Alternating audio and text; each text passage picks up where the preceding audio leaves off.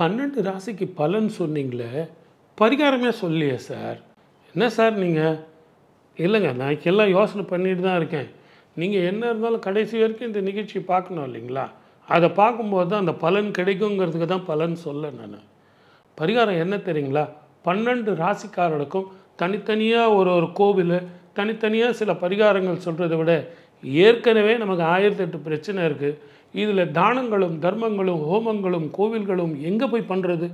ஒரு கோவிலுக்கு போய் விளக்கு ஏற்றுங்கன்னு சொன்னால் கோவிலில் விளக்கேற்ற முடியுதா? நல்ல எண்ணெய் கிடைக்குதா? நல்ல நெய் கிடைக்குதா? இல்லை அந்த கோவிலில் தான் விளக்கு போட நம்மளால் முடியுதா?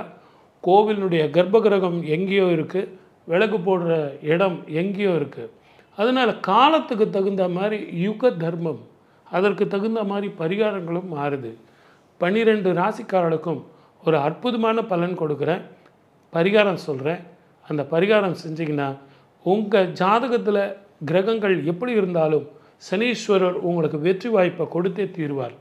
அது என்னன்னு கேட்டிங்கன்னா, ட்ரை ஃப்ரூட் இருக்குது இல்லைங்களா, திராட்சை. அந்த திராட்சை வாங்கிக்கோங்க. ஒரு 4 திராட்சை 5 திராட்சை டெய்லி கையில் எடுத்து தலையை சுற்றி காலங்காத்தால் சூரிய நமஸ்காரம் பண்ணிவிட்டு வெளியே வரும்போது காகத்துக்கு அதை வைங்க. காகத்துக்கு அது மருந்து, உங்களுக்கு அது விருந்து. இதுதான் பெரிய ரகசியம். அந்த ட்ரை ஃப்ரூட் காகத்துக்கு அவ்வளோ, நீங்கள் முதல் நாள் வச்சு பாருங்கள். ஒரு காகம் எடுத்துக்கிட்டு போய் உடனே சாப்பிடாது, தன்னுடைய கூட்டுக்கு எடுத்துக்கிட்டு ஓடும். நான் சொல்கிறது உண்மையாக பொய்யாங்கிறத இந்த நிகழ்ச்சி நீங்கள் பார்த்துட்டு இந்த கமெண்ட்டில் பதில் போடுங்க. விடிவி, அது நம்ம டிவி.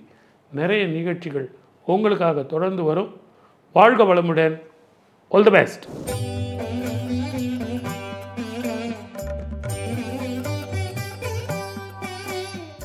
மேலும் இது போன்ற சிறப்பான நிகழ்ச்சிகளை காண இப்போவே லைக் பண்ணுங்க, ஷேர் பண்ணுங்க, மறக்காம சப்ஸ்கிரைப் பண்ணுங்க.